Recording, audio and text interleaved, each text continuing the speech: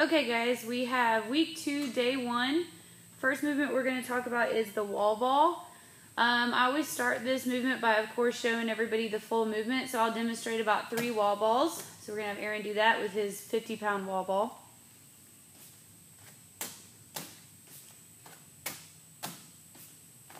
Alright, and then I move on and I explain to people that we want to be accurate in where we hit the ball on the wall. We want to try to hit the same target every time.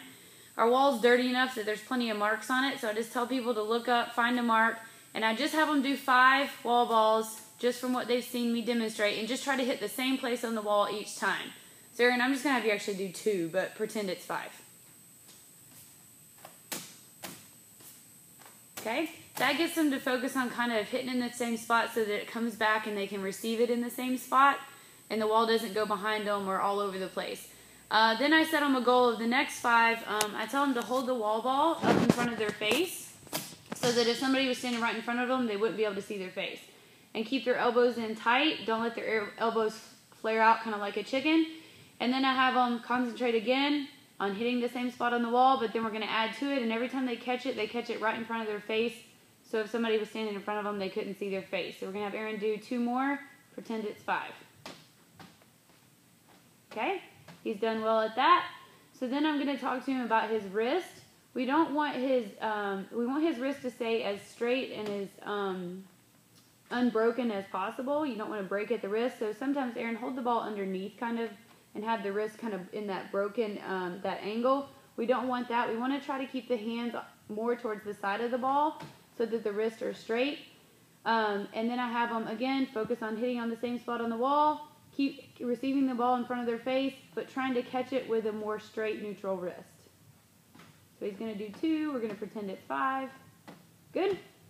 And then the last thing, the thing that I'm kind of the least concerned about is that they touch their butt onto the butt ball each time. Some people aren't able to keep their chest or their torso upright when they're doing this. They just don't have the range of motion or the flexibility or the technique yet. So this is kind of the last thing that I focus on, but I put a butt ball behind them and just tell them even if they need to sit down on it, they can, but just tap their butt to the ball and then try to just explode out of the bottom of that squat and hit the same spot on the wall, catch the ball right in front of their face with a neutral wrist.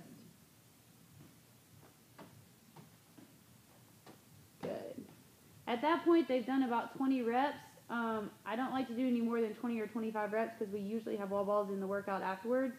But I do, at that point, try to get them to do 5 at a consistent pace, focusing on all the things that we've done, just try to tie it all together, and we end up with 25 reps of wall balls. And I'm not going to make you do that. Some of the common errors that we see, 1, people catching it down at their stomach when they let the ball come down off the wall. They catch it too low, and then they've got to like bring it back up into that position to throw it back up. Another common fault we see is people kind of hitting all over the wall, so it comes down and goes over their head or goes out to the side and kind of goes all over the place. They're not very consistent. Another common fault, of course, is the quarter squat. Even if somebody doesn't have that good range of motion, I like them to at least try to get to parallel and not do a quarter squat. The other thing that we see is when folks they kind of are used to playing basketball or shooting a basketball, so they have one hand under, one hand on the side, and they're really overusing that one side more than the other, and it puts a spin on the ball, and that's another reason why it's going to go back over their head or over their shoulder instead of coming back down into that catch position right in front of their face. All right, that's it, guys.